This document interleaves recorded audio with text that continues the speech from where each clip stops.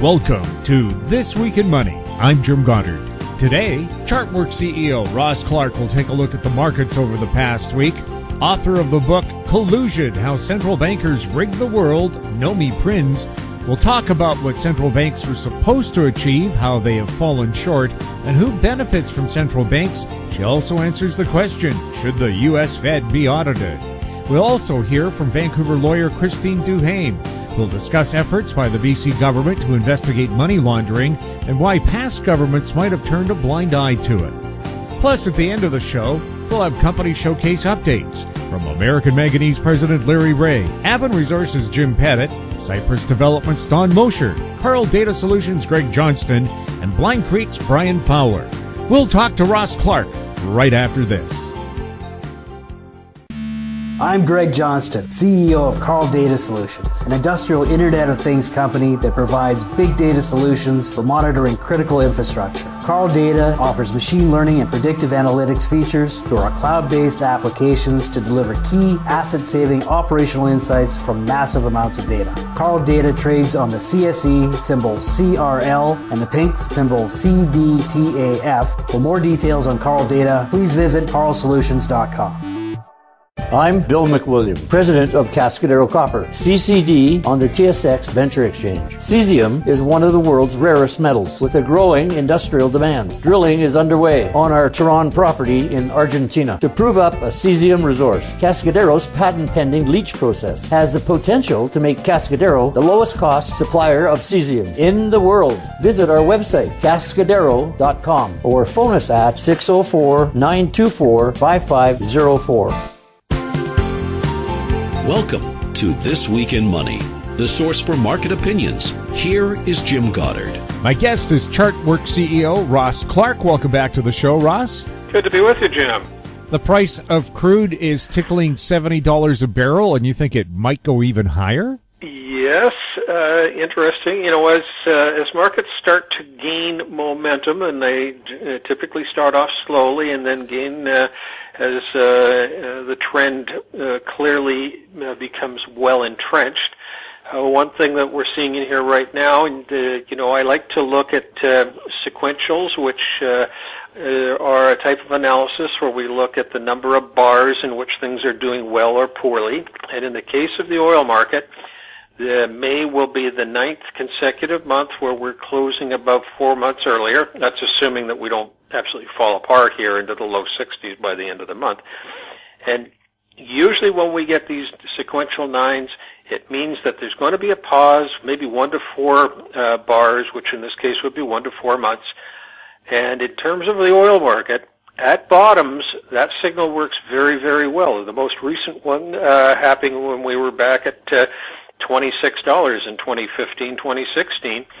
But the sells, of which we're going to generate one this month, tend to be very premature. They're usually 3 to 4 months premature. And from the point of the initial signal, the price of oil typically will add on another 26% from there to the high. So if we're sitting at $70 here at the end of this month, you could be looking to tack on another $15, $20 before things top out. So watch out for Vancouver gas prices. Yes, for people listening out of town, Vancouver gasoline price is $1.60 a liter, $6.40 a gallon. That's a U.S. gallon, by the way, not even a Canadian gallon. With the price of crude going up, why hasn't the Canadian dollar done better? Because usually it's tied very closely to crude. Well, that's. I think a lot of it gets around to this whole business of politics and what we're seeing in terms of the grain prices not moving. You've got the pipeline fiasco that's still up in the air, although the federal government says now they're going to make a big push. But, for me, I tend to look at a market and say, if there's a relationship that tends to be there on a repetitive basis and it's not happening, then it's a big red flag. Canadian dollar topped out about probably 10 days to 2 weeks ago and has been easing off, and that's at the same point where you're seeing this strength in the oil market, and even if you allow for the fact that our Canadian oil trades at a discount, we should be back at the same levels that we were at the beginning of April. The fact that we're not would imply that there's a pretty good break right around the corner. More than this last 2 cents worth that we've seen, there's probably another couple of cents of vulnerability here, because when you can't, if you're not strong when you should be, then look out when the underlying item that should be of assistance to you takes a pause. How are the equity markets doing? Well, we've been going through this consolidation since the hard break off the January high. And so you've got this consolidation phase that has formed a nice triangle. And it doesn't matter whether you're looking at the Dow, which has been testing lows 3 times and not had a lot of rising support levels, although it has been kissing against its 50-week or 200-day moving average. We did that for the 3rd time as of this week. S&P's been a little bit stronger. The small caps, the Russell 2000, doing exceptionally well, now has retraced probably 70% of the whole break that happened into the low. And we had good short-term buy signals here a week ago. We said that they would have to hold above the low of 2 weeks ago. Now we're starting to see a lift again, and the recommendation would be that the lows that we put in this last week, so these are now higher lows, those are the critical levels, because we've had these multiple tests of the rising moving averages. And the street likes to look at a 200-day moving average. I use a little different formula. I use a 150-day moving average with a band that's actually 1% below that. It tends to be more accurate if you look back historically. And that was just kissed during the middle of the week. So it's a good spot from which you can get a nice advance. And if we look at the interest rate side of the equation, you look at something like the emerging market bond ETF, the AMY.V. That one is now oversold. The relative strength index is down into good lows, type of thing we've only seen maybe a dozen times since 2009, and most of those lows have been coincident with lows in the S&P, and then we've had a nice lift. So in the near term, I think this triangle pattern that we've got in these various indices will resolve to the upside, retesting the highs as far as the S&P and Dow are concerned, probably taking out the highs nicely for the NASDAQ and the Russell 2000. And, here we had Buffett just in this last week announcing how much more Apple stock they bought during that break in February, March. So interesting timing in terms of some of the smart investments.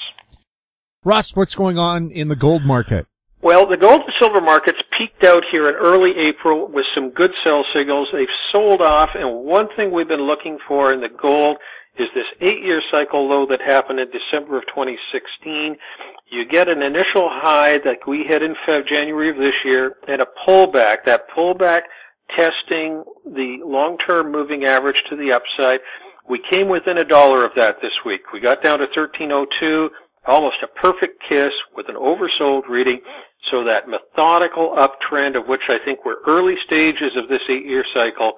We have an important low now at this 1300 level in gold, and I think we're ready to just start grinding our way higher now that we've had this good correction. Ross, thank you for being on This Week in Money. Always nice to be with you, Jim. My guest has been Chartworks CEO Ross Clark, his website chartworks.ca. Coming up, author Nomi Prins. She wrote the new book, Collusion, How Central Bankers Rig the World. Next on This Week in Money. Always consult your investment professional before making any investment decision.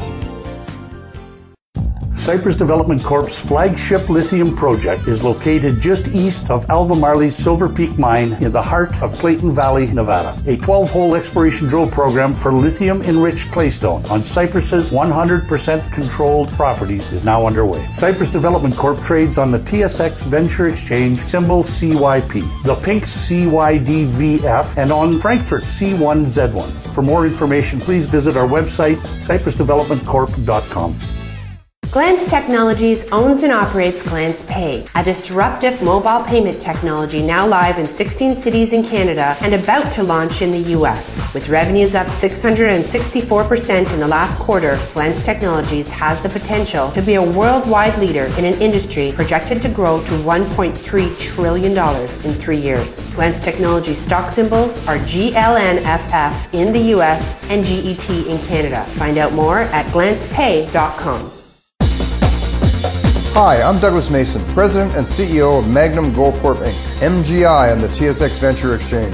A 2015 drill program on the LH property intersected high-grade gold, including 16.9 meters of 13.58 grams and 11 meters of 20.66 grams per ton gold. A follow-up drill program is planned to further evaluate previously identified subsurface high-grade gold mineralization. Please visit our website at magnumgoldcorp.com.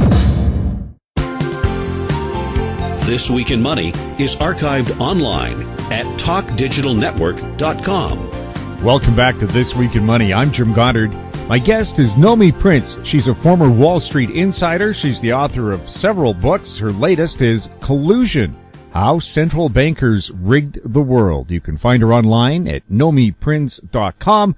Nomi, welcome to This Week in Money. Thank you so very much. Let's start from the beginning. Which country had the first central bank? You know, that's a really good question. I don't know. I would think it was the combination of sort of ancient Rome or ancient Greece. But in terms of official legalities, I think we're moving more towards the United Kingdom. And what was the purpose of a central bank as opposed to a treasury department? It's a different purpose from a stated perspective versus what they do in practice, depending on the country and the region. In the case of the United Kingdom, and how they're generally supposed to behave, it's to provide a couple of things. One is liquidity to the financial system, so that if banks have an emergency or there's a run on money or there's a credit crisis or something really, or a war, and something really bad happens, there's this sort of lender of last resort of money to that system. And the reason it's separate from a Ministry of Finance, as Treasury Departments are called in some countries, or the Treasury Department in our country, is because the idea is that they can act more quickly and more specifically if they need to. In our country, the Federal Reserve was created in 1913, and over the years, particularly since the financial crisis, it's behaved in a very exaggerated way. Was the idea of central banks to prevent recessions?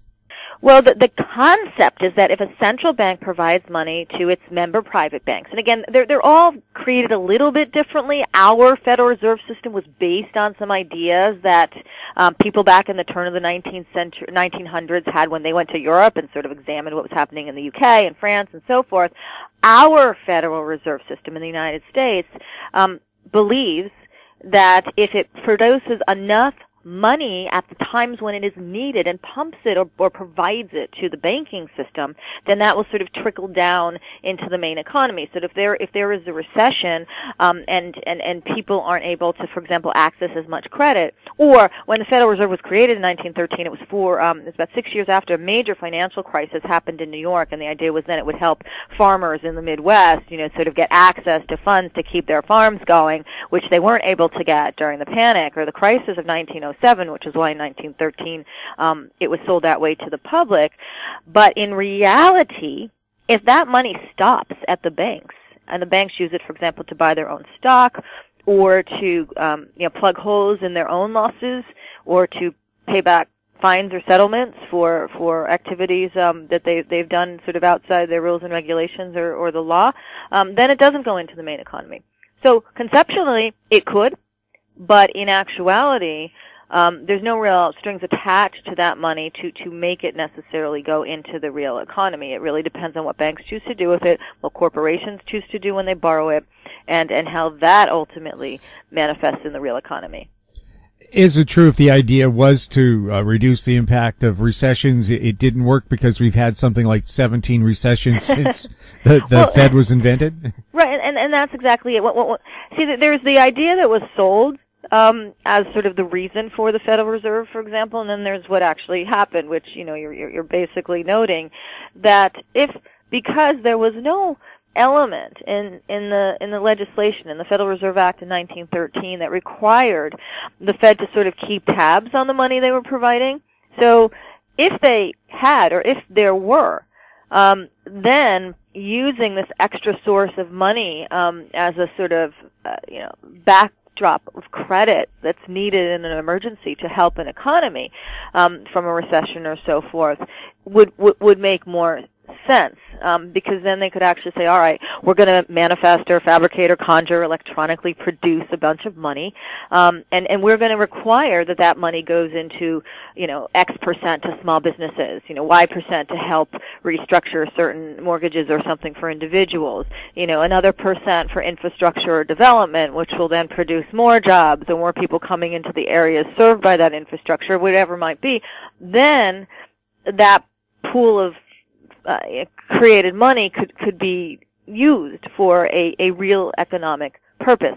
But the problem is, and was, that the language of the Act never required that.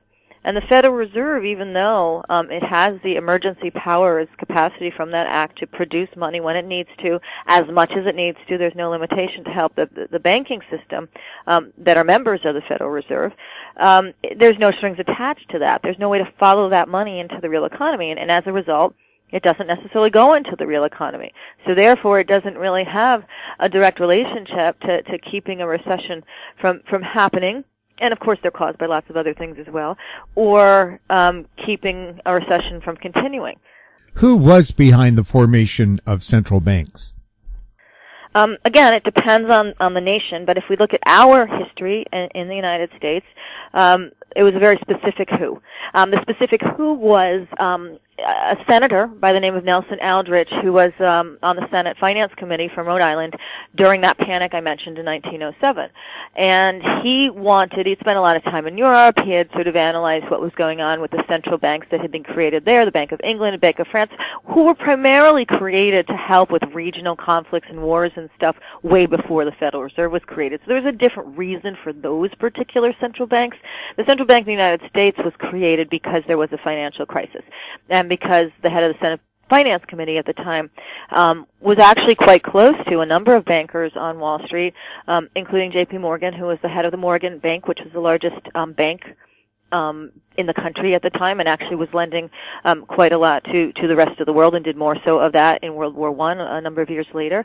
And also a number of people from a bank called National City Bank, which is now part of Citigroup, and other banks at the time. And so they worked together to create, from blueprints based on findings in Europe and what they believed was required by the growing banks in the United States, particularly the ones in the Wall Street area, the larger ones, more powerful ones at the time, to create some sort of a form of a central bank that would serve the United States requirements. And so that's what became, that happened in 1910. It took a number of years and sort of arguments in Congress and back and forth for that to become the Federal Reserve Act of 1913.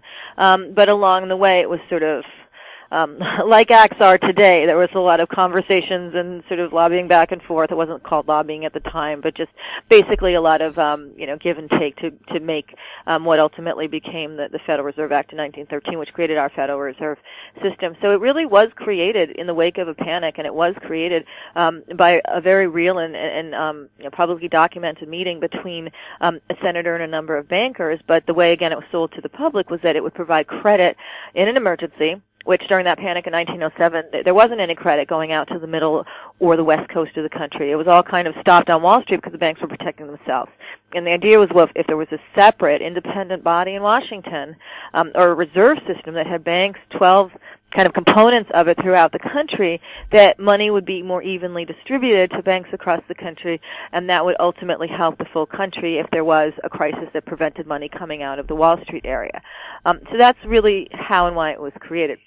In the crisis of 2008, what happened was credit was cut off from a lot of places in the country. The big banks did protect themselves. They've certainly become bigger than they had been in 1907, but a lot of the same banks still existed and were helped along the way and had relationships with Washington along the way.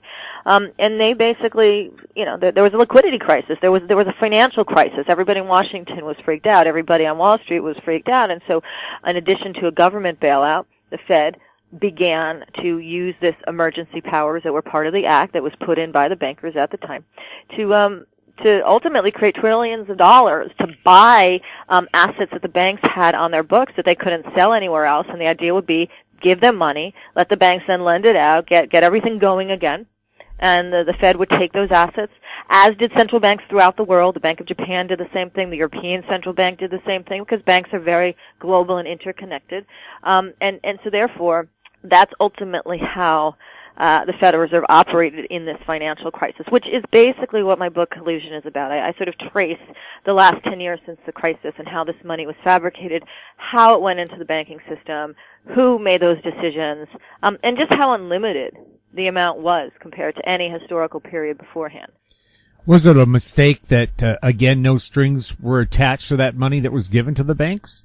Right. So, and it's funny because, I actually spoke at the Federal Reserve in the summer of 2015. I was invited there to speak at a conference that the Federal Reserve has, where it invites all of the sort of senior members of other central banks throughout the world. It's not a public conference. It's publicly known, but it's not like a media madness kind of thing. It's really they get together and there's speaking and there's lunching and all of that. And I spoke at that on the topic that it was their topic, which was why isn't Wall Street helping Main Street? And I got up and I said, well, because you never made them, because you didn't have strings attached. It was never a decision. It was never even something that, given that the Federal Reserve Act was created by Congress, could have been discussed as an amendment to the act. There was ways in which the Federal Reserve could have, in its process of creating what is now $4.5 trillion worth of fabricated money, that's only the Fed, other central banks did this as well, they could have said, all right, well, again, here's a percentage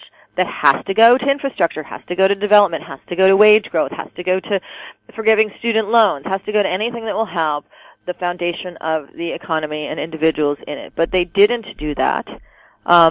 It wasn't part of their historical mandate. It wasn't what they decided to change in the aftermath of that crisis.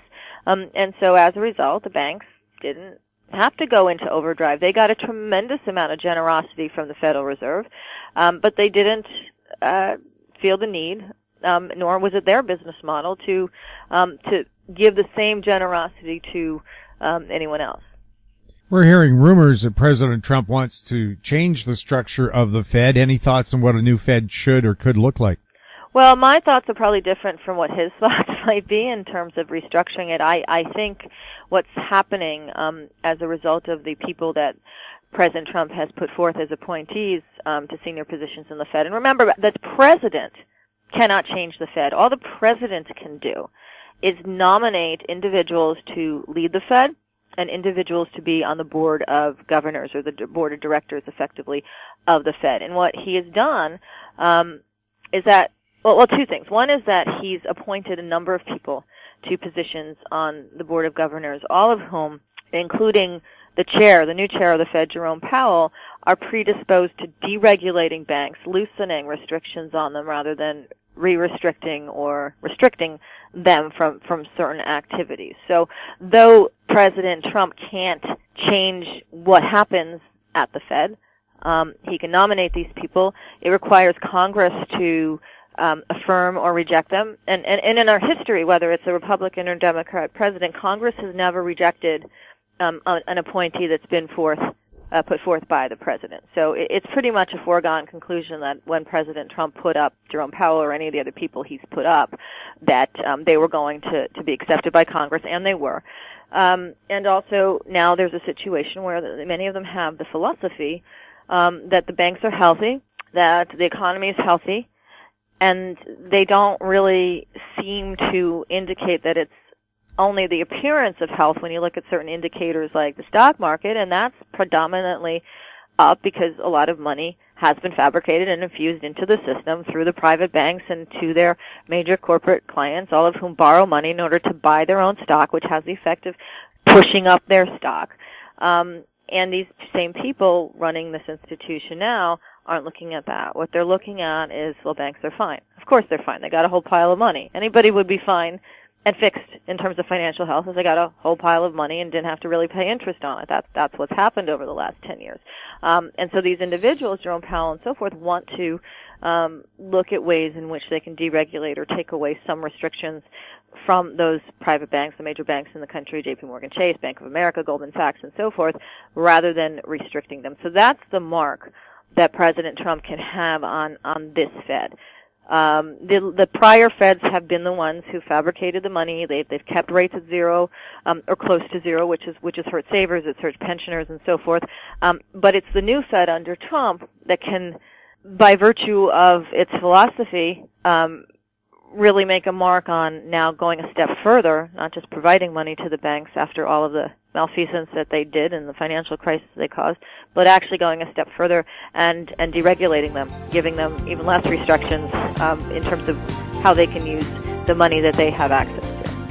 We'll have more with Nomi Prins next on This Week in Money. MGX Minerals is revolutionizing the new energy economy with patented lithium extraction technology, replacing traditional solar evaporation using low-cost, low-energy nanofiltration. The first system of this paradigm shift technology is currently being commissioned. MGX Minerals trades on the CSE, symbol XMG, the OTCQB, symbol MGXMF, and Frankfurt, symbol 1MG. For more information, visit our website, mgxminerals.com. I'm Kelly Jennings, CEO of PowerBand Solutions. PowerBand is a cloud-based provider of auction, inventory, and finance solutions that make buying, selling, and financing vehicles more efficient. PowerBand Solutions trades on the TSX Venture Exchange, symbol PBX. For more information, please visit us at powerbandsolutions.com.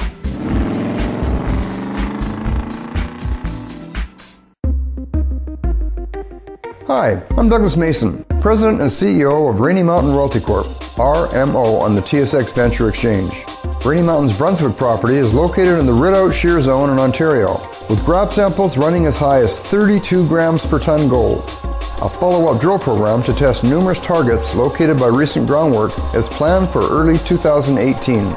Please visit our website at rmroyalty.com.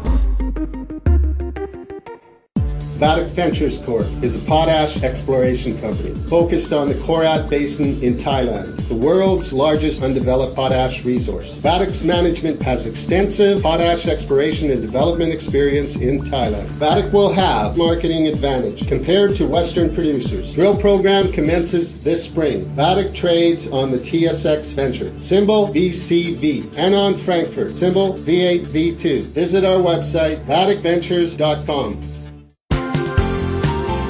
This Week in Money is archived online at talkdigitalnetwork.com. Welcome back to This Week in Money. I'm Jim Goddard. I'm speaking with Nomi Prins. She's a former Wall Street insider. Her latest book, Collusion, How Central Bankers Rigged the World. Nomi, is it any coincidence that every time there's a military invasion of a country that doesn't have a central bank, they all of a sudden have a central bank?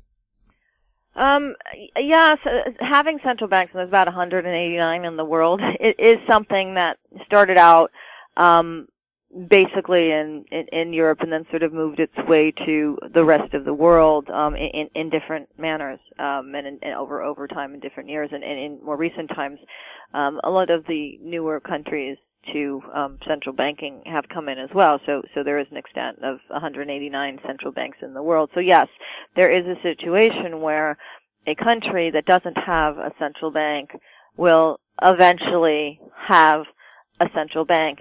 And part of the reason for that, we talked about it a little in a few minutes ago, is that if there is an institution, some sort of body that can sort of create money without having to go through a political process. A Treasury Department has to get allocated and make decisions because of what's going on in the executive branch of the United States. The Ministry of Finance has to do that in the UK and so forth. That if there's a separate entity that at least can maneuver itself in the global markets and with respect to the currency of the country and the level that it's at with respect to the interest rate of the country and so forth, then all countries kind of want to have that. The problem is, well, it's not really a problem, but the result is that the smaller countries have central banks, the developing countries and so forth in the world, but they're not as obviously powerful as the larger banks because no one really uses their currency. So whatever they do with rates is muted by that fact. However, they are part of the global community and the global financial system, so they are impacted by the rate setting and by the strategies and policies that the large central banks do. Should the Fed be audited, and by who? I definitely think the Fed should be audited. The most logical who would be a body in Congress, only because it was under a congressional act that the Fed was created. And then I think what Congress should do with that is hire a set of independent auditors to actually do the work, that are vetted and that have to provide that information publicly directly to as a report to the public. I think it shouldn't necessarily be just something internal within the Fed that then stays, it has all sorts of tweakings that might occur depending on what results are found and so forth. It's not complicated to audit a money trail. It's just that hasn't really been done. Nomi, you dedicated your book Collusion to the citizens of the world. Why? Because most people in the world are impacted by the policies that these central bankers enact. The cost of their goods, the level of their wages, the amount of interest they get on savings, or the amount of interest they need to pay for their mortgages or for their student loans. It's all dictated by central banks. And they have a stated mission, which is to sort of keep the entire system going and keep it healthy, but their actual mission, first and foremost, is to help the major private banks in their areas. And so people don't have the same, sort of mother or father or grandmother or grandfather. They don't have the capacity of this, independent entity that just will provide them money to get over a rough patch, which is what the Fed does for and did for the U.S. banks, and which other central banks do for banks in their areas, and just create money with which to do that.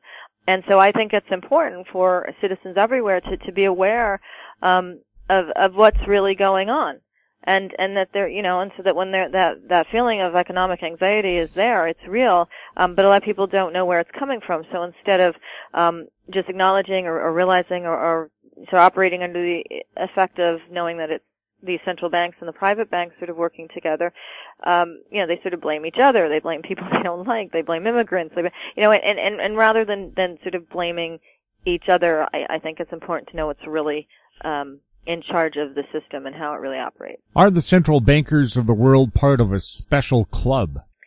Yes, to an extent. I mean, they don't have like a pass, but they do get together at exotic locales and they discuss the state of the economy and their policies and so forth. And like in any club, there are countries and central banks that sort of have the most power, and then the sort of countries and central banks that have little power, and they probably have different seating arrangements in the different sort of locales at which these meetings take place. And they also kind of do go from central bank to central bank, or from bigger central bank to other kinds of entities in the central banking system. And so there is a sense of they keep meeting each other, the people that run these, that are leaderships of these institutions. They sometimes swap roles. Someone who is the head of, for example, the former head of the Central Bank of Mexico, a man named Agustin Carstens, is now the head of the BIS, which is the Bank of International Settlements, which actually is the central bank for central banks. And so, there is a sort of, roundabout membership, even though it's not like, it's not like you have a platinum card and you sort of go into a room. It's actually a little bit more public than that. And yet the conversations tend to be more private. Well, you also had the example of the head of the Bank of Canada goes on to become the head of the Bank of England. Right, exactly. And yeah, that's exactly right. That's that rotation of these people. The head of the Bank of Italy is now the head of the European Central Bank, Mario Draghi. So it is that rotation. So Carstens goes to the BIS, Italy goes to Europe, Canada goes to the UK. So in that respect, again, not card-carrying membership, but certainly an elite group of people that kind of recycle through these major positions of monetary or power over money. It's like hockey and football coaches. They just change, they just change teams, but they don't change the people who are involved. That's right. Yes. That's right. Do central banks around the world operate the same or differently? It really depends. The Federal Reserve went on like a crazy steroid thing where it created so many trillions of dollars of money with which to buy bank assets. And the European Central Bank did it under the guise that it would help Europe get out of a credit crisis. Bank of Japan did it on the guise that would help their economy from deflating too much. The People's Bank of China did it in a very different way in order to actually pay and fund development and infrastructure projects within China and with all of China's new trading partners with which it's built alliances over the last 10 years, which has helped it become more of a superpower in the world than it had before that. Central banks like Bank of Mexico just want to make sure that their rates are high enough to avoid inflation in the country and to keep foreign interest or foreign capital coming in as an outside source of capital to be used within the country. So it really depends on the size of the country, where they are in the pecking order of the world, and where they are in the pecking order of the sort of major private banks that they are, providing that emergency lending of last resort, money if you need it kind of job. When central bankers create money out of thin air, who benefits? The bankers, the private bankers for the most part, people that are invested in the market. For example, only 10% of Americans own 84% of the market. So what happens is that money kind of flows up, and those are the people that benefit, and those are the sort of institutions that most benefit. Through inflation of the money supply, have central banks made the world a better or worse place? I think they've made it a more unstable place.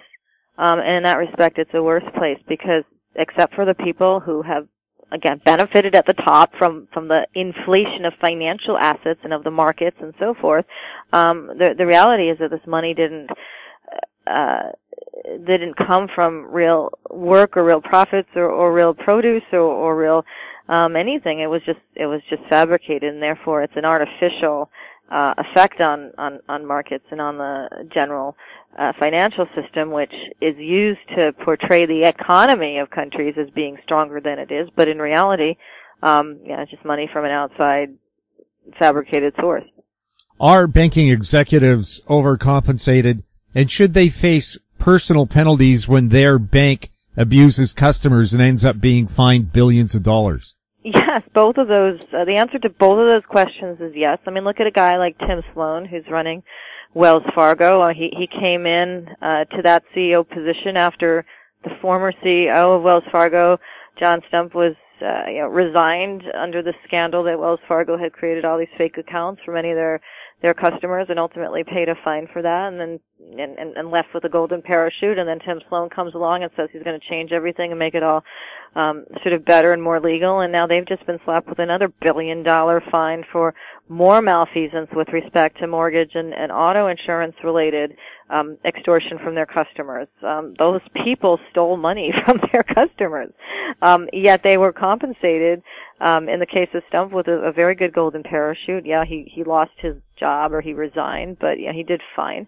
And then Tim Sloan comes in, and he's basically got a 38% raise last year while all of this malfeasance and crime was going on. So absolutely. I mean, when you steal as a person, like a car, it's a felony. What Wells Fargo did under Tim Sloan was steal multiple amounts of money, and which led to repossessions on cars of thousands of cars and hundreds of thousands of people impacted by fake insurance requirements. So that should be a felony. It just seems to me. Well, in Britain, you can face jail time if you allow your bank to go bankrupt. Well, that's something to adopt. I mean, the reality is some things happen because of, just a business environment that works out wrong or bad decisions, and some things happen because of outright fraud and crime. And in the case of many of the large institutions, big banks in the United States, they've been settling on crimes and frauds and all sorts of things for, even before the financial crisis, but in much larger amounts even since the financial crisis, and yet everybody's still either in place or has retired or resigned with quite a fat exit package. Do central banks privatize profits and socialize losses? They absolutely do. Because they subsidize the private banking system. And when there are losses, they also subsidize the private banking system, and that money ultimately comes from borrowing and from debt that has to be created to fill in the gaps of the regular economy, and that steals from the futures of the main society. Do you see a positive end to the debt bubbles created by central bankers? Well, there's no positive end to a debt bubble. So the reality is that two things happen with debt. Either it gets repaid or it doesn't. And if rates increase by even a little bit, or if the countries and corporations that took out too much debt ultimately aren't making or producing enough, which is the case in lots of instances, in repaying it, then you start to have this massive debt bubble that's been created in the last 10 years pop, and that's never good for companies who then have to reduce expenses, fire employees, and so forth, and it's not good for the general confidence in the economy or in regulators or the central banks or anything. Are we looking at a subprime crisis happening again, especially in the auto sector? I think the crisis will happen across varieties of debt. So it won't simply be subprime and auto loans, even though it is true that subprime auto loans have gone off of the rails and they have increased substantially, and there are defaults coming into play. It's not a big enough market as the sort of subprime was relative to the mortgage market to have quite the same impact, but it is something that could cause a ripple effect, and so that different asset classes, if the auto sector starts to go, can go just as a result. Are we now in a bull market for interest rates? Not entirely. The European Central Bank still has rates at negative, and the Bank of Japan still has rates at negative. The Federal Reserve has raised rates once in 2015, once in 2016, and 3 times in 2017, and so far once this year. That's not like that is some level of interest rate increase, certainly in the United States, but globally we are still at an average of very close to zero. So it isn't until we get a sort of global rise in rates of the major central banks that to sort of, as I say in my subtitle, rig the world or rig the world sort of economies and financial systems, that we'll really start to see if we're in a real interest rate hiking cycle globally.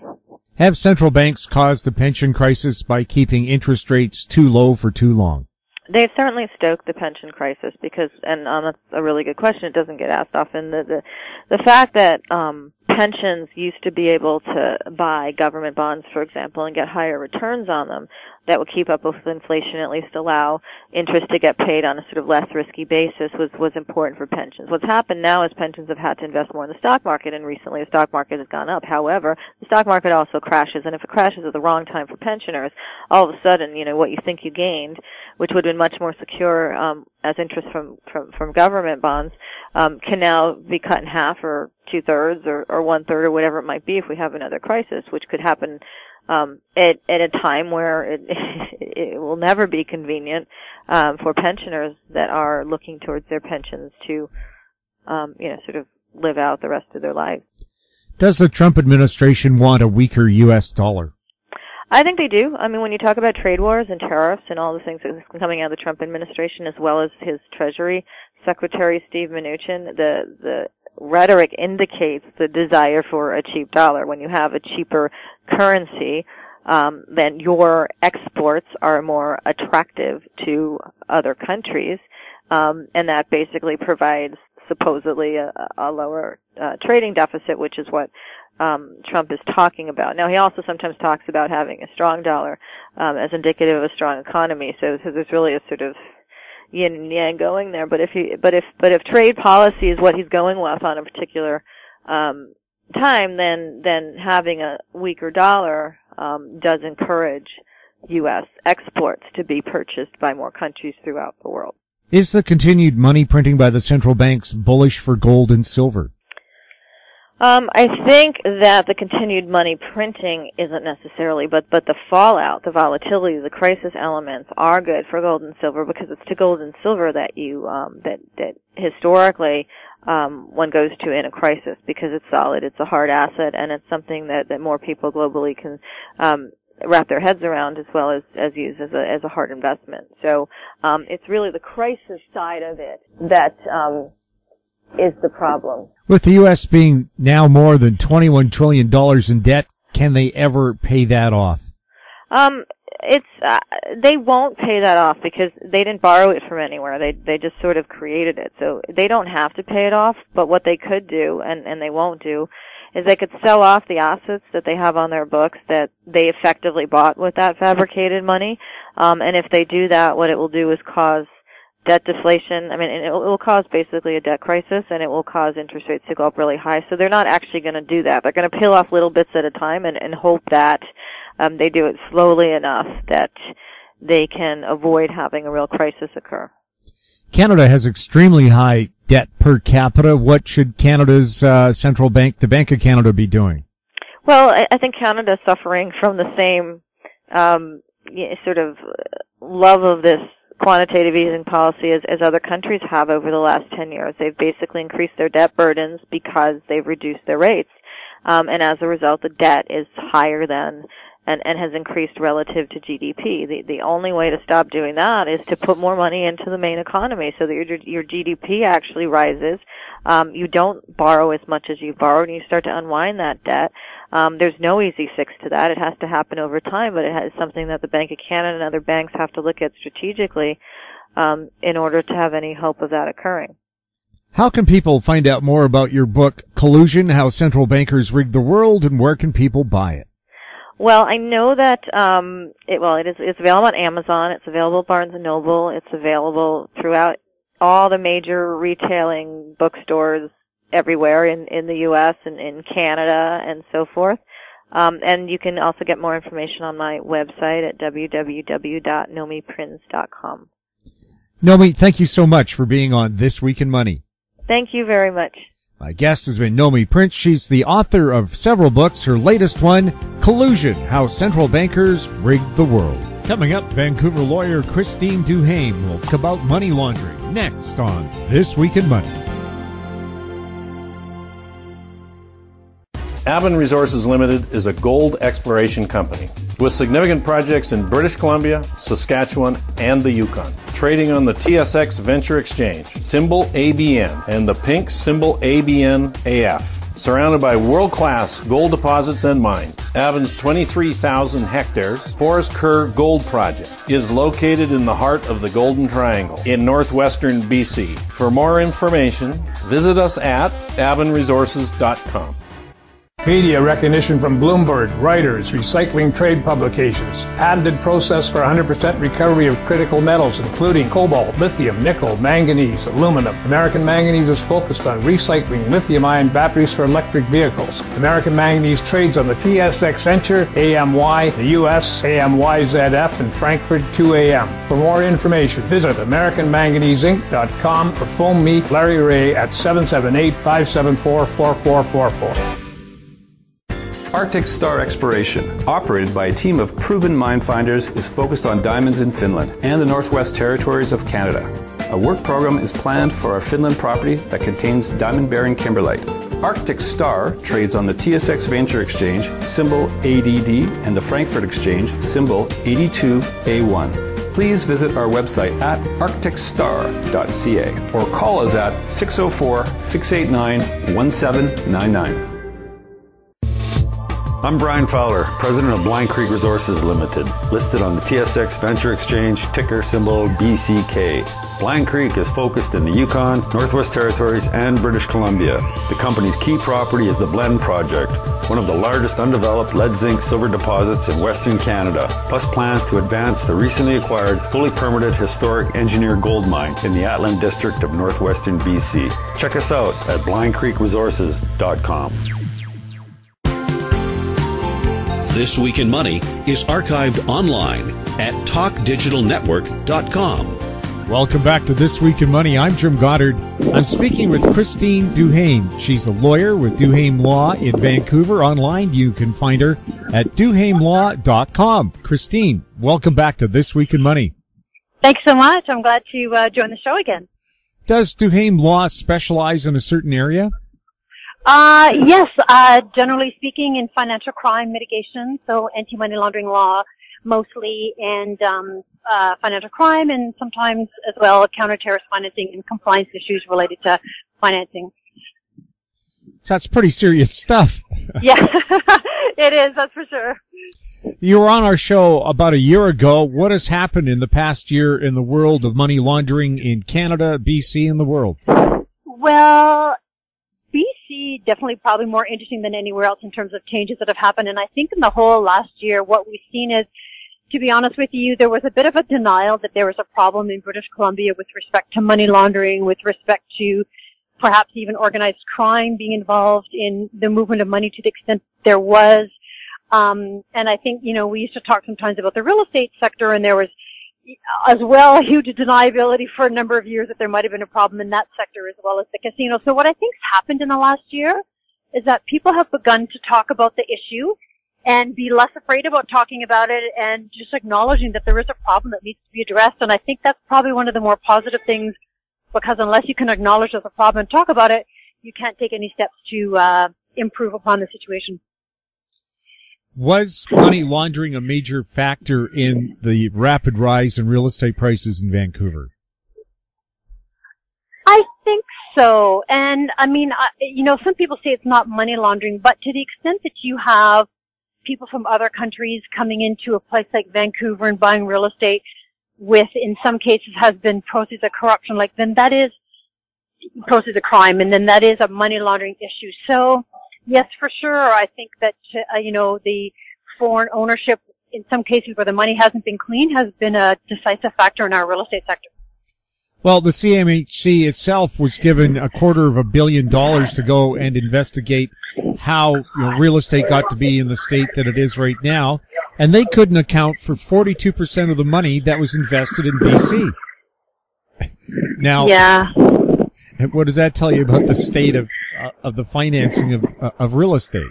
Well, I think that in itself kind of, answers the question if an organization, a federal organization that, is funded to do that can't come up with answers despite obviously an unlimited budget, then we do have some serious issues. But I also think, a lot of those agencies were part of the problem in denying that there might have been a problem to begin with. So I think now that people are beginning to change a little bit and be more open to suggesting that perhaps we need a commission and perhaps we need to do something with respect to money laundering in British Columbia.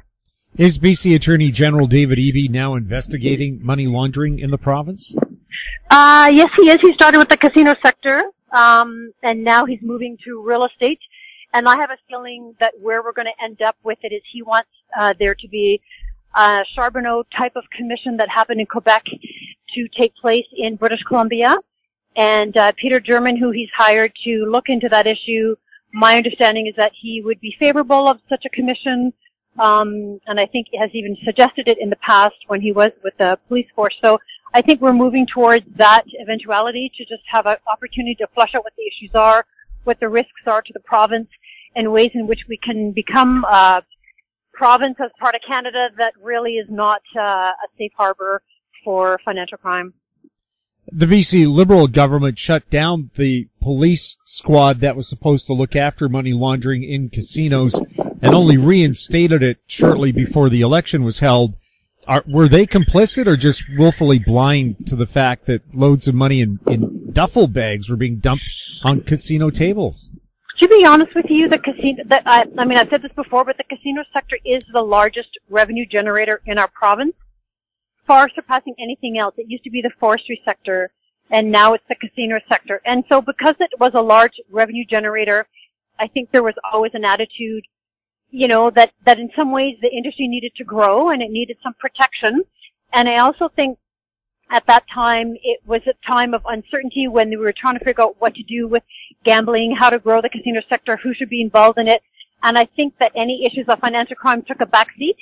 And I also think that, generally speaking, in British Columbia, the knowledge and the awareness of anti-money laundering legislation was really low across all sectors, including the casino sector and especially at the provincial government.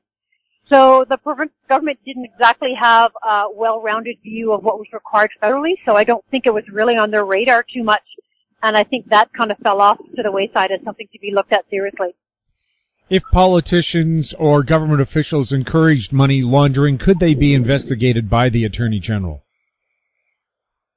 Yes, if it's, something akin to a failure to, fulfill your duties as a public official, but I don't know that anything could rise to that level. I think it's really just been a matter of anti-money laundering law was not something that was on anyone's radar too seriously. I don't necessarily think anybody said, we want to ignore this and let's let dirty money come into the province. I mean, like on the public service sector side in any event. The NDP in BC recently targeted real estate in their 2018 budget. Are the NDP actions designed to counter the money laundering that has distorted the major housing markets in BC?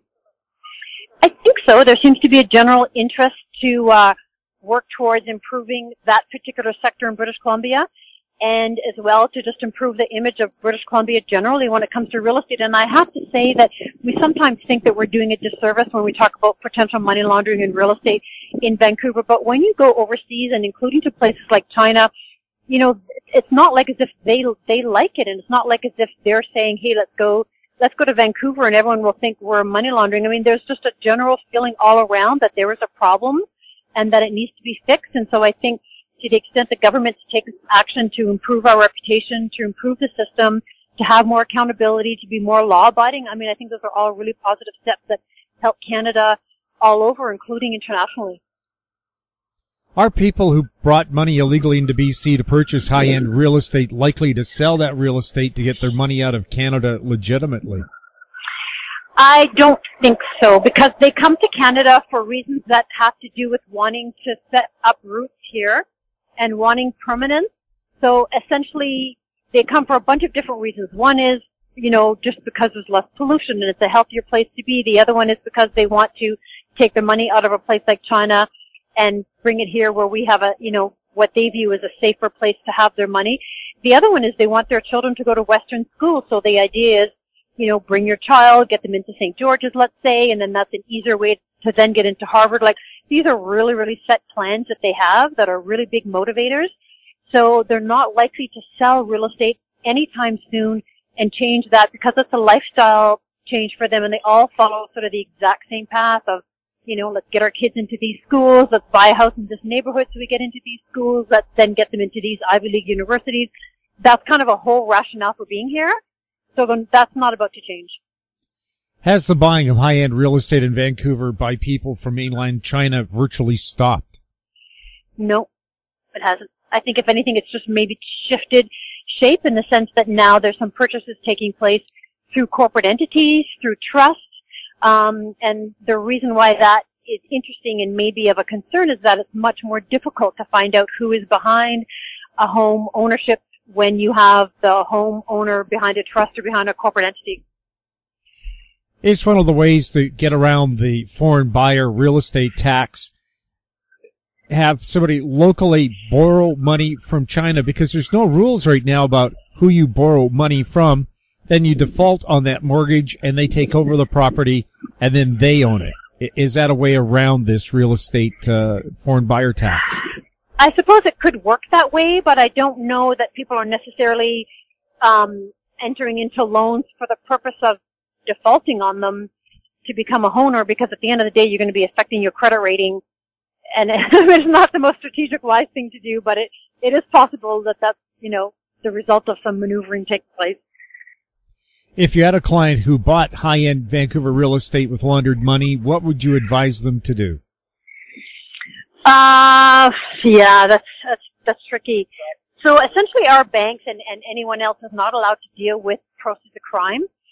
So it would mean that, going forward, if they were to, confess, basically there isn't much they could do. Their money could be locked up because no one would be allowed to really deal with it until the issue had been resolved with respect to their funds. But, I mean, I think the honest thing to do would be to just return the money wherever you got it from, or whoever it belongs to. If it belongs to the people of China because you took process of corruption, it would seem to me the best thing to do would just be to return that money and start over with a clean slate. Are cryptocurrencies being used to launder money? I think people think that they are a lot more than they actually are. And the reason why people have this myth that they're being used a lot is because they have this idea that they're anonymous and that you can buy digital currencies without having to give up your ID, without anybody knowing who you are. But the reality is in 2018, you buy digital currencies through a digital currency exchange, and they are companies like a bank where they take identity of the people that they onboard. They do investigations into their people. They monitor their transactions. They report suspicious transactions like any bank. So I think that the old myth that they're a risk for money laundering is not as valid as it might have been in, 2010, for example. But now that 8 years have gone by and the industry is much more sophisticated, those industries all need bank accounts, and so they have had to really improve the way they operate in order to be part of the Canadian financial system. So I don't think that it's any more risky than it would be for a bank. And in fact, really, it's large financial institutions that have tended to be the ones that have been, hit with big money laundering scandals. Are cryptos and or blockchain here to stay? Definitely yes for both. Blockchain, yes, although there's a lot of hype, and every time you learn of a company with the word blockchain in it, the securities commissions are always saying run the other way and don't invest, and I think there's a lot of legitimacy to that because there aren't that many blockchain companies that actually produce technology that is usable or utilizable today. So a lot of it is scams when it comes to blockchain companies, especially here in Vancouver. Digital currencies, though, are a different story. In order for blockchain projects to work or for anything to be moved, through those types of smart contracts, let's say, they do need a digital currency. So to the extent that you're going to have a lot of projects being done by blockchain or a lot of things recorded on the blockchain for evidence or whatever it happens to be, they would need a digital currency to manpower that. So I think digital currencies are definitely here to stay. A lot of foreign governments and a lot of government agencies are actually developing their own digital currencies and coming up with ways that they can be used in certain projects. But in terms of all the different blockchain projects out there, a lot of them are just not ready yet, and a lot of them are really new, and a lot of them, as I said, are unfortunately scams.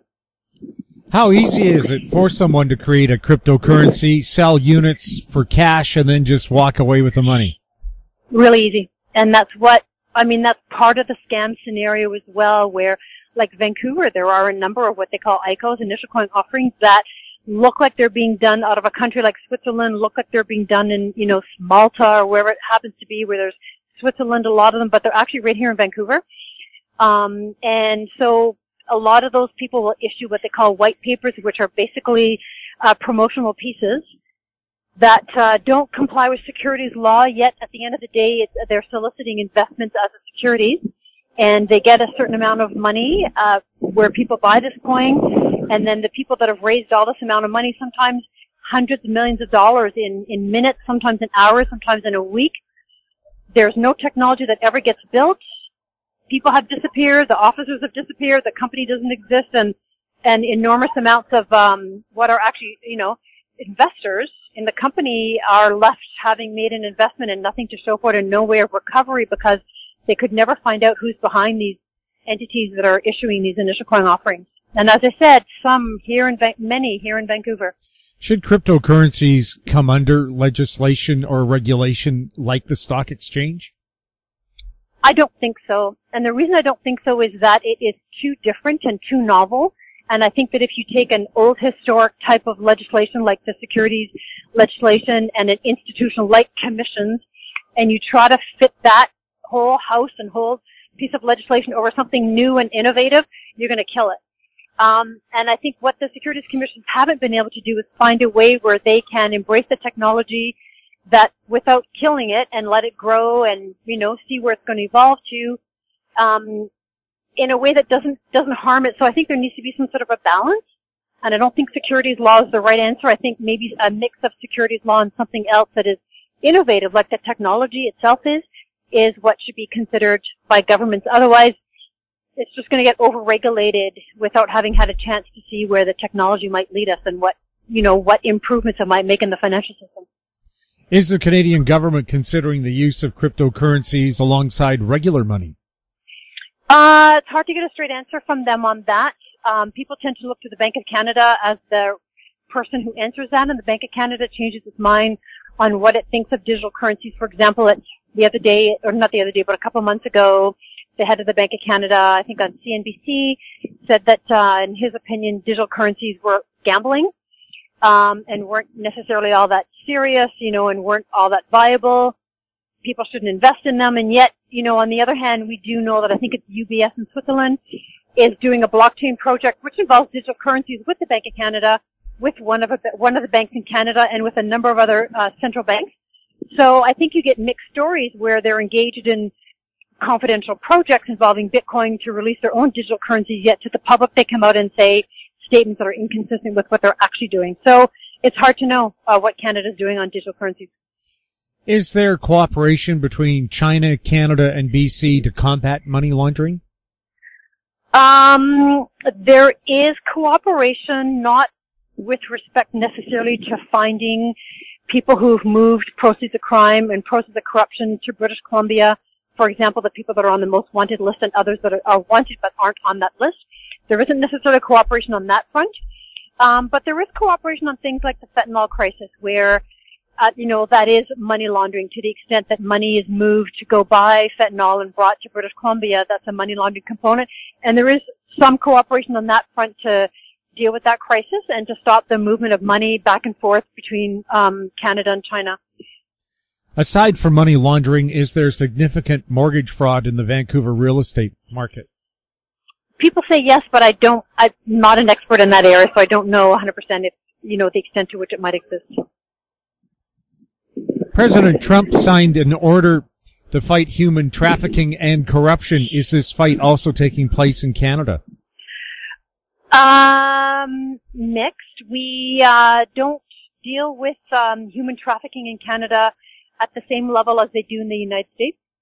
And it's really just an investment decision by the federal government or local law enforcement as to how much resources they want to allocate to that. And there isn't as much here as there is in the United States, and part of it is to do with money laundering.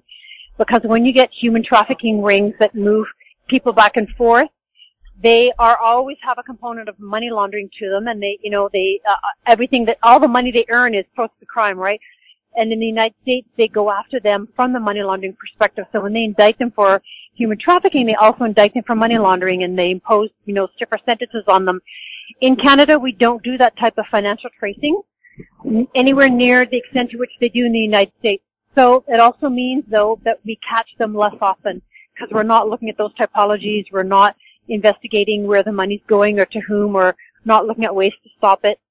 So it's a really different approach. I think it's just something that we either are not sophisticated enough here to deal with, or we just care a little bit less about it in our country from the political perspective. Do David Eby's investigations have anything to do with the number of Metro Vancouver mayors, some of them long-term mayors, suddenly deciding not to seek another term? I don't know, but one thing I did notice is they suddenly now, a lot of them seem to care about homelessness and seem to care about things they didn't seem to care about before, including money laundering. So I don't know. I can't answer that. But in any event, there is a different awareness now, and I think all the awareness that we have on financial crime in Vancouver is positive and hopefully will lead to better results in the future. Is the Trudeau Foundation too big to investigate?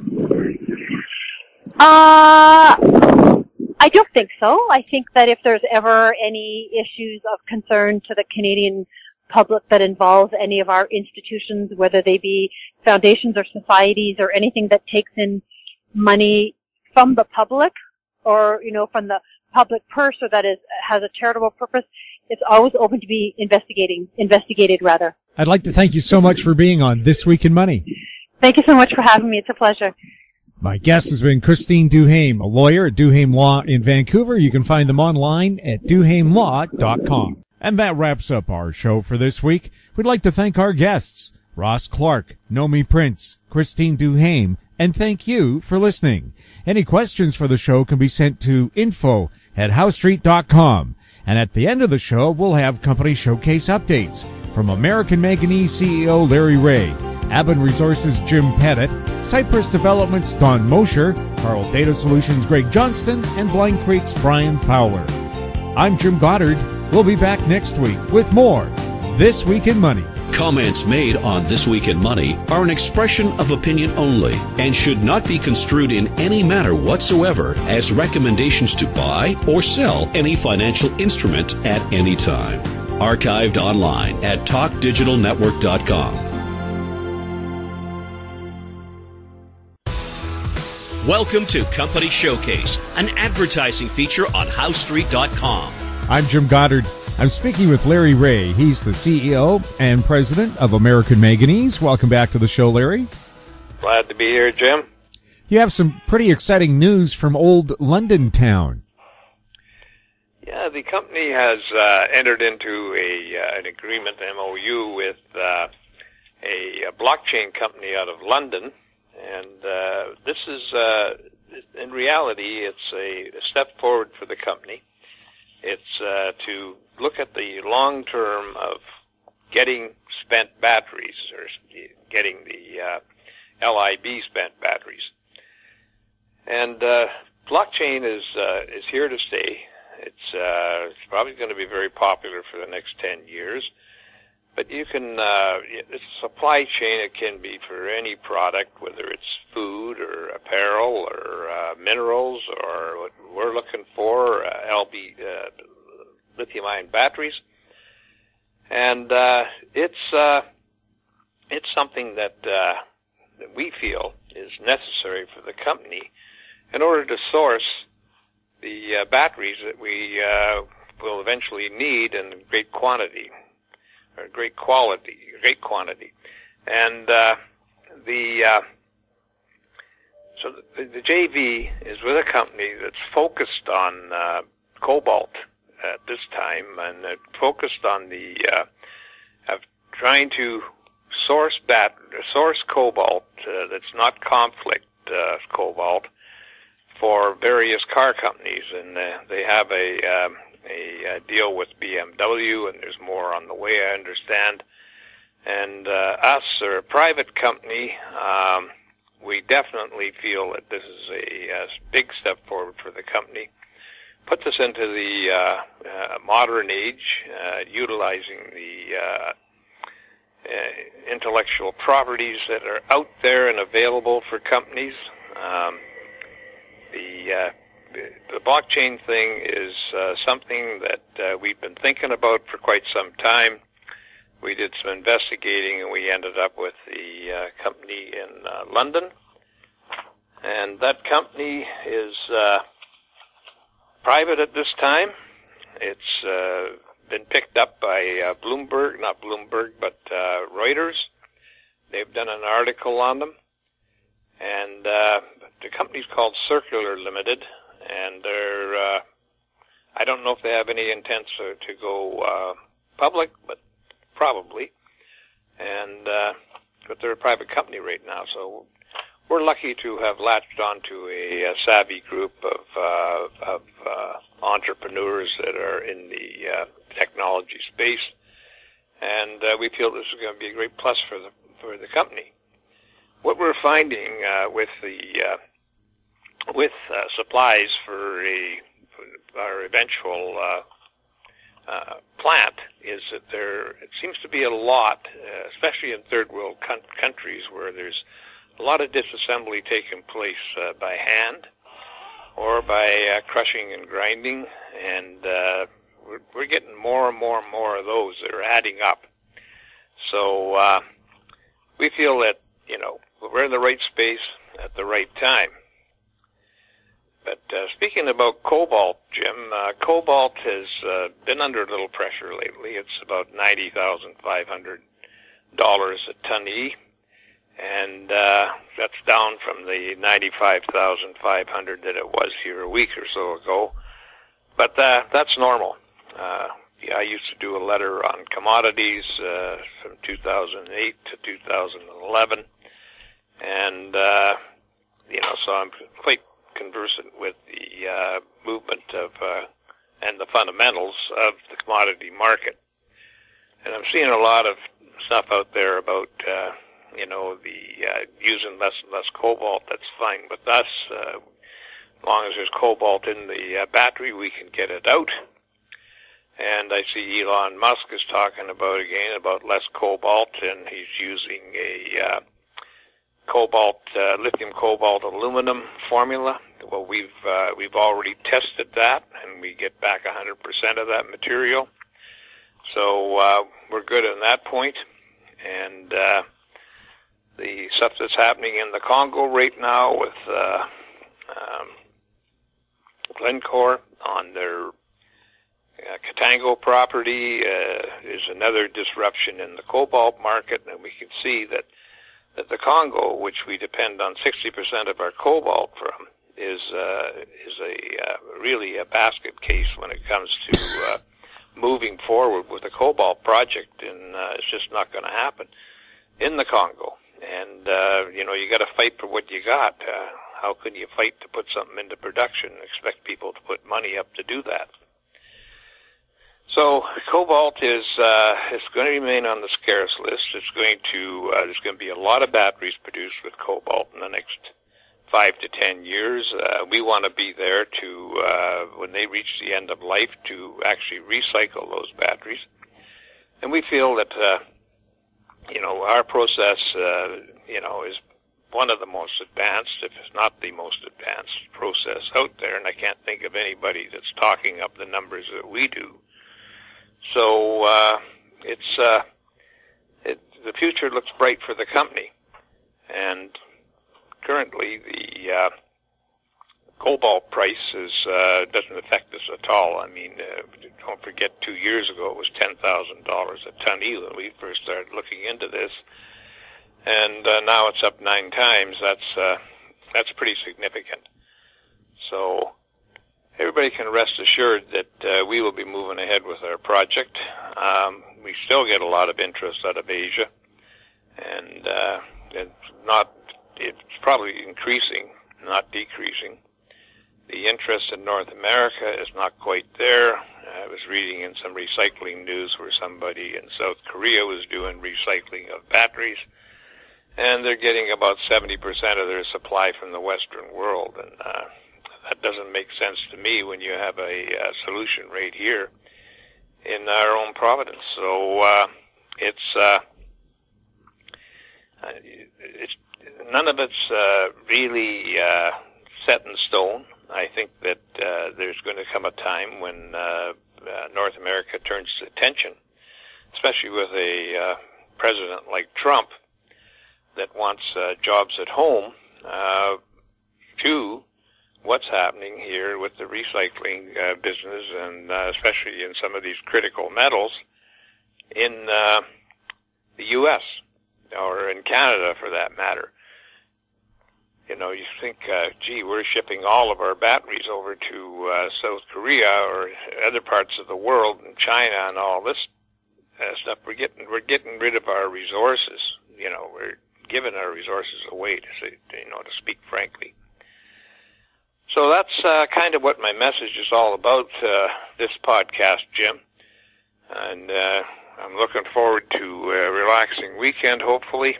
And I think that I would like our shareholders to enjoy that. Well, Larry, can you tell us where you're traded and under what symbols and how to contact American Manganese? We're traded on the TSX Venture Exchange under the symbol AMY. That's our chief exchange. And under the U.S. exchange under the symbol AMYZF. And we're traded in Frankfurt under the symbol 2AM. You can do due diligence on the company, find out everything that's happening up to date by going to our website, AmericanManganeseInc.com, where we also have the fundamental report and the business plan for the company posted there. Give you an idea of, give you a sniff of what the future may hold for the company. And if you want to contact the company directly, you can email me at lreaugh@amymn.com. You can phone me at 778-574-4444.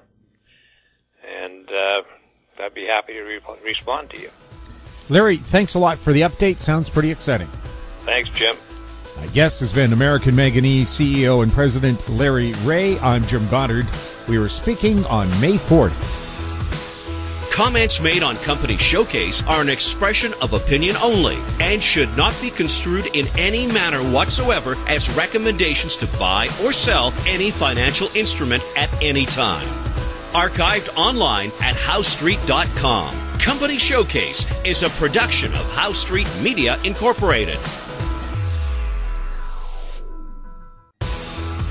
Welcome to Company Showcase, an advertising feature on HowStreet.com. I'm Jim Goddard. I'm speaking with Jim Pettit. He's the CEO and President of Aven Resources. Welcome back to the show, Jim. Thank you very much, Jim. What's going on with the Golden Triangle and your other projects? Well, it's been a long winter without a lot of work in the Golden Triangle, but we're gearing up. We're doing the drill contracts, the helicopter contracts, assembling our crews, the whole 9 yards. We've got a bigger program. We just closed the financing and raised a couple $1 million. We've now got $3.3 million in the till, which is great. We'll double our drilling capacity from last year. We drilled 2,500 meters. I think we could see up to 5,000 meters this time. That's, unless we have some really great success, we'd quickly do another financing and keep going. The main goal this year is to get in early. We've got our permits in place. Last year we didn't start until the first week of August, which gives you really August, September to get work done and try to get results back and from the labs and, for the markets to respond to. And this year we're going to be in there in June. We saw GT Gold just announced they're mobilizing June 1st. We should be in there about the second week of June. I'm really looking forward to a good season. We know where to start. We ended the season in a really good zone. Last year's holes 4, 5, and 6 out of 9 hit a new zone called the North Boundary, and we're going to go and see and extend that. That's our mission right out of the chute. Plus, we've got some additional targets that we want to have a good hard look at. And I do know that right now there's still 5 to 6 feet of snow where our drills were last year, and that could be gone in a month. It's perfect timing. And if it's not, we just do a bit of shoveling and move the pads where we want them. And I'm expecting to have a very good, successful season. So that's going to be our primary focus going forward. Our Justin project in the Yukon, we're getting about $150,000 to $200,000 work program done, a YMET grant program. The government pays back 30%. We want to go after the anomaly we hit. We were trenching last year, and it looks like we've hit another vein structure. We had gold and till samples on a 30 kilograms sample that we sent into for gold grain analysis and came back with 30 kilograms. We had 1,300 gold grains, of which over 1,100 were pristine. We think we're almost on top of something. We could be within 10 meters. It's pretty amazing to get results back like that. So we're going to go in there with a mechanical backhoe and see if we can uncover what I kind of jokingly call the fourth ace, as we're right beside Northern Predator's 3 aces. And as far as Saskatchewan goes, the market now understands we did suspend our program there. We have more consultation we're going to do with the natives up in that area. They were having elections. There was some issues with us being there. We thought we had everything taken care of. In order to cause any issues, we just said, okay, hey, we'll just suspend things for now. And when we hear back, and because we're talking to them again, when we get the right info, we're good to go. In the meantime, Silver Standard, just to our north, is drilling, and they've announced immediately north on the Fisher project, Fisher property, which is land currently owned by Eagle Plains. They're drilling 10,000 meters just to our north, and they're using specific target identities that they've come up with from working at the Cloud Resources, the CB and Santoy deposits. So if they're successful, boy, our chances will be that much better. So we're not really losing anything by not drilling. I think we'll be smarter when we do go back in there and drill. Anyways, that's it. It's a quick update, and I look forward to announcing the mobilization. That'll be next. Jim, where are you traded, and where can people find out more information about Aven Resources? We're on the TSX Venture Exchange under the symbol ABN. The U.S. pink sheet's ABN.AF. Frankfurt is E2L2. And we can be reached at any time, either myself or Don Myers, through this phone number, so 604-687-3376 or 1-800-567-8181. Jim, thanks for the update. You bet. Anytime. My guest has been Jim Pettit, CEO and President of Aven Resources. We were speaking on May 1st. I'm Jim Goddard. Comments made on Company Showcase are an expression of opinion only and should not be construed in any manner whatsoever as recommendations to buy or sell any financial instrument at any time. Archived online at HowStreet.com. Company Showcase is a production of How Street Media Incorporated. Welcome to Company Showcase, an advertising feature on HowStreet.com. I'm Jim Goddard.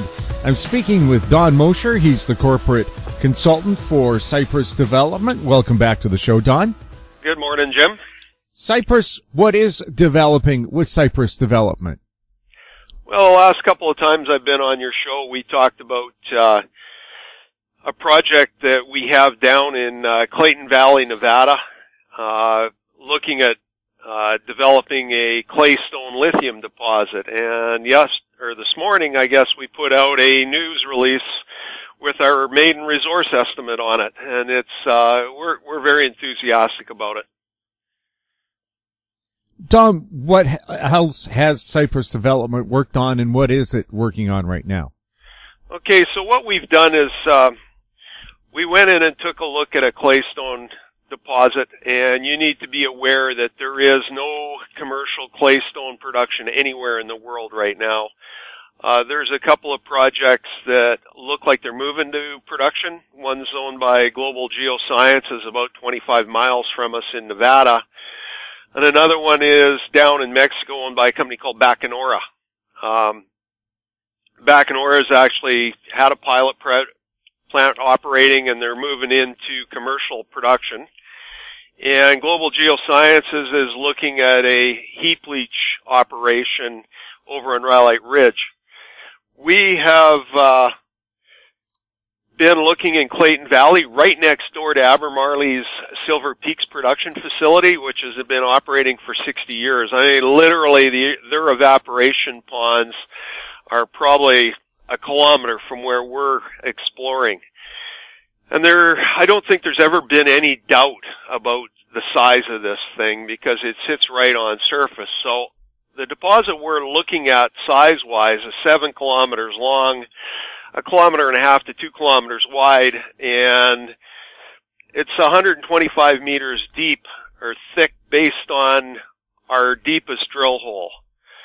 So we went in there starting a little over a year ago and drilled a total of 23 holes.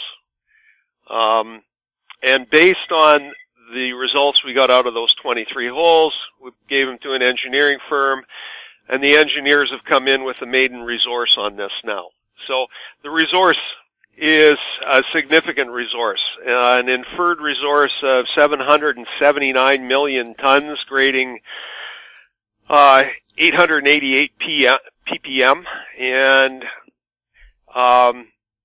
it contains 3.683 million tons of lithium carbonate equivalent in it. And of that, we've got a fairly good portion of indicated. It's unique for a mining project. When you drill less than 2,000 meters in 23 holes and you can come out with a resource this size, it's only comparable to what you see in a geological setting like potash or coal. Then in addition to this, the geometry on it, it sits right on surface. So our strip ratio is basically 0.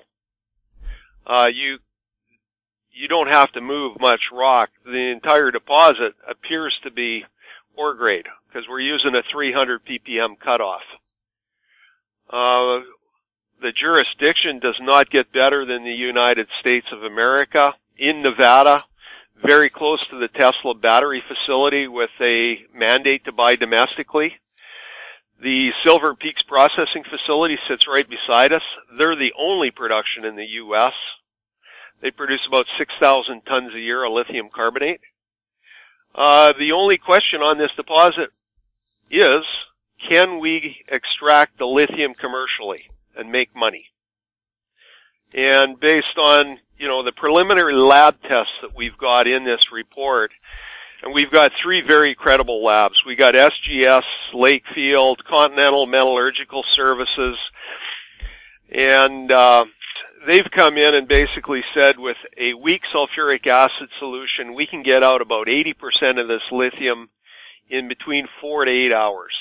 So those numbers are very good, but we're going to have to obviously move forward with more comprehensive metallurgical testing and also go to the market on how we plan to actually process this. That's going to be the $1 million question on this particular project. Where are you traded, and where can people find out more information about Cypress Development? We trade on the Toronto Stock Exchange venture market under this trading symbol CYP, and they can get all the information they need off our website, which is cypressdevelopmentcorp.com. Don, thank you so much for the update. You're very welcome. Pleasure talking to you. I've been speaking with Don Mosher. He's the corporate consultant for Cypress Development. I'm Jim Goddard. We were speaking on May 1st. Comments made on Company Showcase are an expression of opinion only and should not be construed in any manner whatsoever as recommendations to buy or sell any financial instrument at any time. Archived online at howstreet.com. Company Showcase is a production of Howe Street Media Incorporated. Welcome to Company Showcase, an advertising feature on howstreet.com. I'm Jim Goddard. I'm speaking with Greg Johnston. He's the CEO and president of Carl Data Solutions. Welcome back to the show, Greg. Hi, Jim. Thanks for having me. Carl has signed a big deal. Can you tell us all about that? Yeah, we signed a deal with a company called Astra, and they're based in Trail. Astra does a lot of big data work.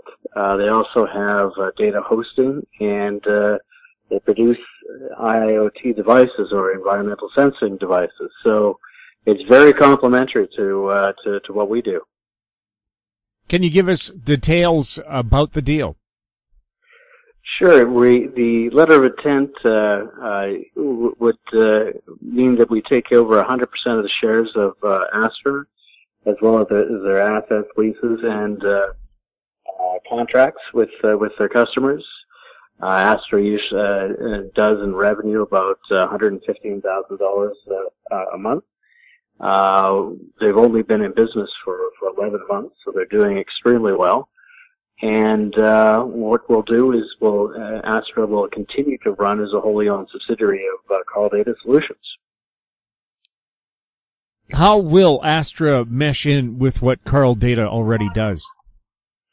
Well, Carl has been producing hardware devices, but only prototypes for data collection, and we've been placing them out and testing them in different environments to make sure that we're getting the results that we want.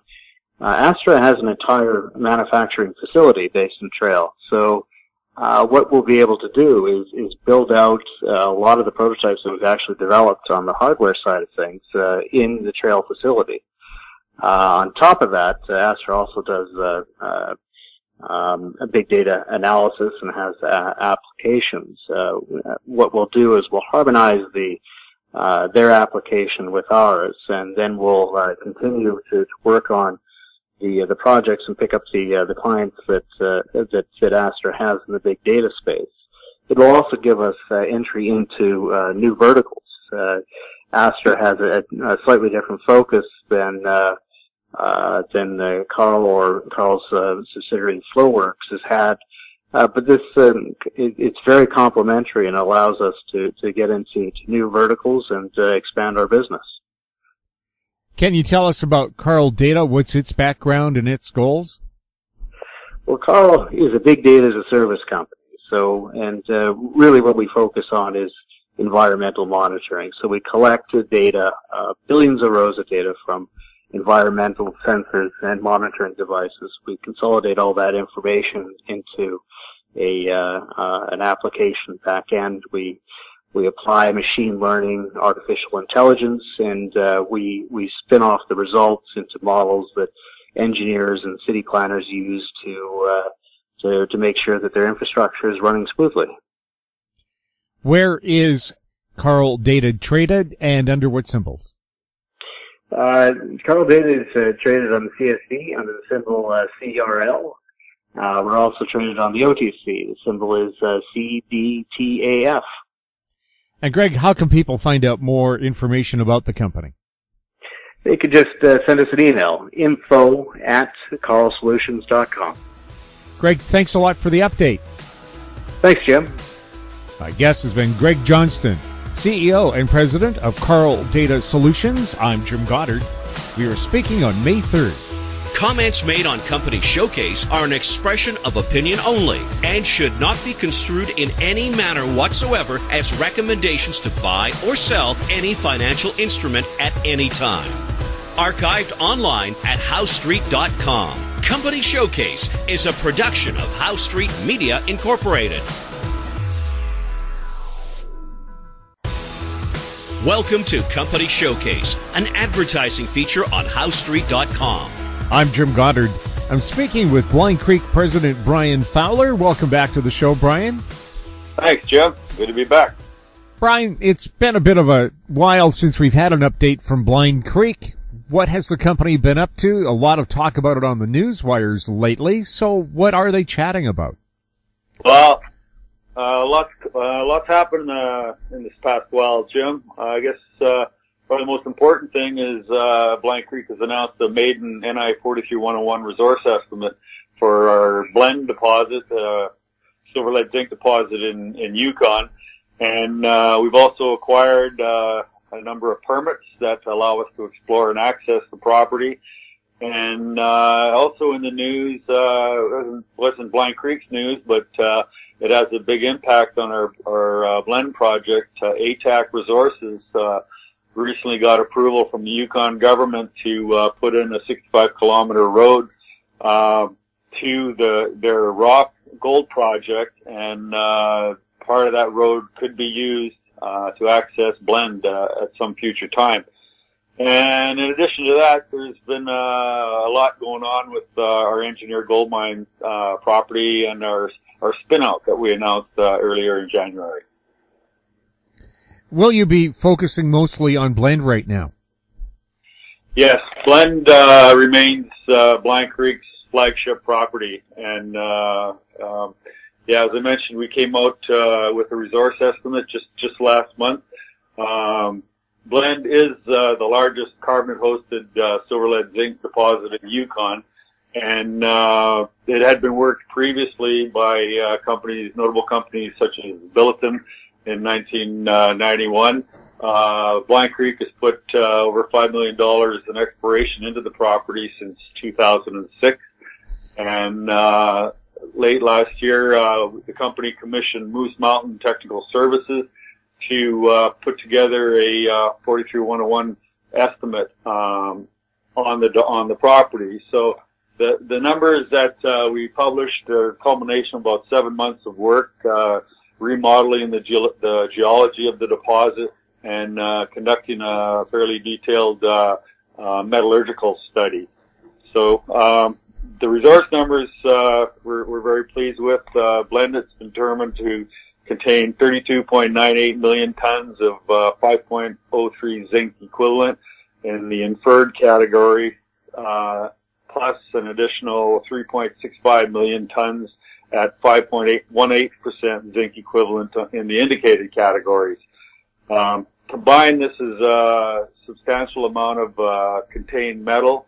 We're talking more than 1.6 billion pounds of zinc, 1.5 billion pounds of lead, and over 38 million ounces of silver at blend so far.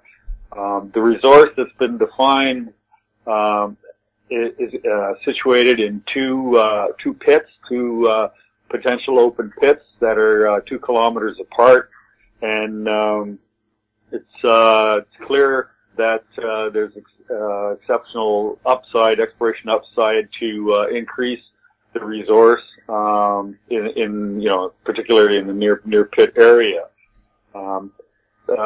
Blend is an open pit type deposit. The work that's been done substantiates that, and it provides considerable advantages over most of the other silver, lead, zinc deposits and projects in Canada. Which are typically underground. Brian, we're going to get a little technical here. What kind of metallurgical results have you been getting from blend? Well, you can have a large resource, Jim, but if you don't understand the metallurgy, or if you can't extract the metal, you're not going anywhere.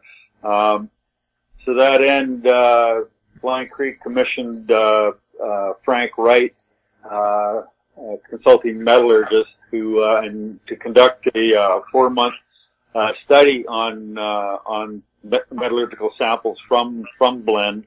The material that we used was a total of 175 kilograms of drill core samples that had been stored on the property since the early 90s.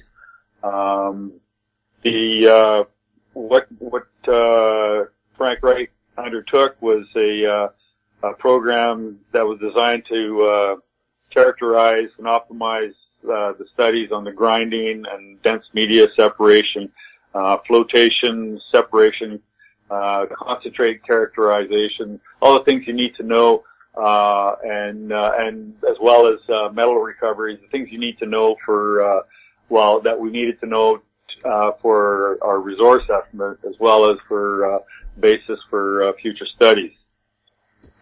Despite an elevated oxide component in the samples, the recoveries were turned out to be quite good. The overall oxidation of the deposit is around 21%, and that was utilized by Moose Mountain in their calculations for the 43-101 mineral resource. A differential flotation performed on the drill core samples also provided some encouraging response, and it looks like there's not going to be any need for additional fine grinding, which is very good. Overall metal recoveries, we were seeing got results supporting the 70% zinc recovery, and in lead we were getting 85% recoveries with a concentrate of 60% lead. The silver recoveries were in the 90% range, and with a grade of 823 grams per ton silver.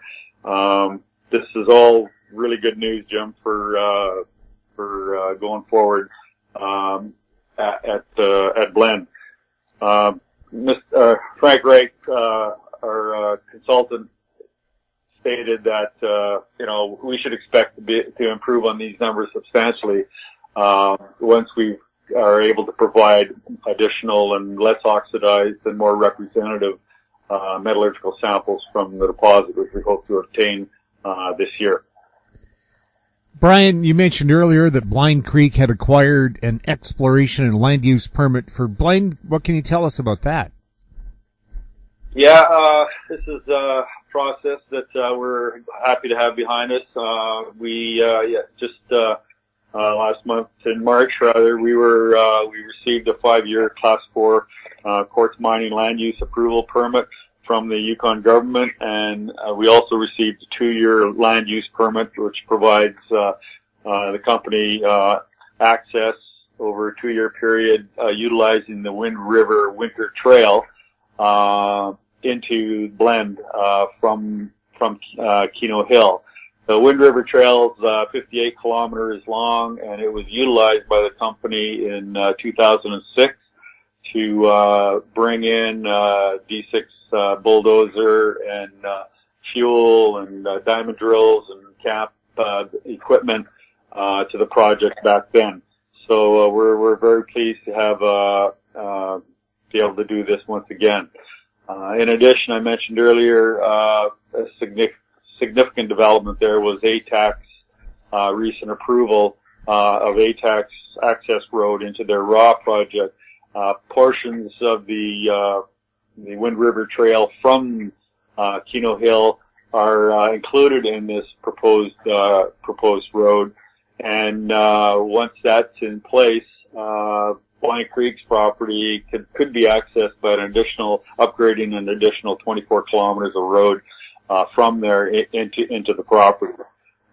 This road is a very significant and positive development, not only for Blind Creek but for the Yukon in general, because it really opens up a big area for much more and cheaper and accessible exploration and development in the region. Brian, switching gears, earlier this year, Blind Creek announced it was spinning out of its 100% owned Engineer Gold Mines property just west of Atlin, BC, into a new, soon-to-be public company, Engineer Gold Mines Limited. What's the latest with Engineer, Bry? We're excited about this one too, and it's been pretty much our primary focus lately. The whole spin-out process is taking place by a plan of arrangement, and it's proceeding quite well. We've part of the reason that company is spinning out Engineer is that it's a gold company, it's a gold property, and we would like to. It belongs. The project is an advanced resource stage. Historic high-grade gold mine, and it belongs in a separate vehicle. Blind Creek is going to continue with focused on blend and silver lead zinc exploration and development in Yukon and in northern Canada. The Blind Creek board and management will be also running Engineer Gold Mines Limited, at least from the get-go. As part of the plan of arrangement, Engineer Gold Mines had to raise some capital, and in March we were happy to close a private placement where we raised $760,000 for the company and future exploration work on Engineer. We've also announced a special Blind Creek shareholders meeting to be held on May 22nd, where Blind Creek shareholders of record up to April 20th of this year will get to vote on whether or not we can proceed with this arrangement. And the arrangement involves all Blind Creek shareholders of record will be able to receive one share of Engineer Gold Mines Limited for every 2 shares held in Blind Creek. So this is a pretty sweet deal for Blind Creek shareholders, and we're excited about this going forward. More recently, we announced that we've received interim approval from the Supreme Court of BC and approval from the Toronto Stock Exchange, conditional approval from the Toronto Stock Exchange. And the information circular has been mailed out to shareholders of record and is available on our website and CEDAR should anyone want to learn more about the deal and the transaction.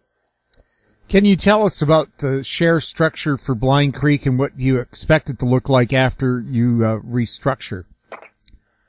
Yeah, sure. Blind Creek's got 25.6 million shares out, 29.4 million fully diluted, and 43% of the shares are currently held by insiders.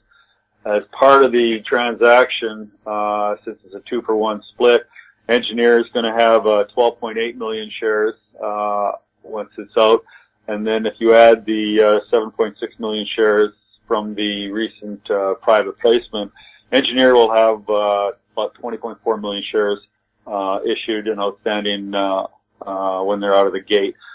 We expect,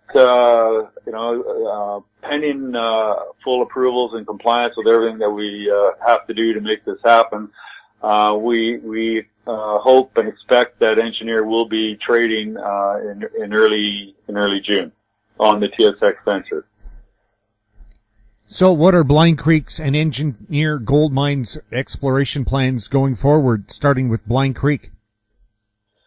Well, Blind Creek's main focus right now, as I mentioned earlier, is getting the spin-out completed, and we're totally focused on that.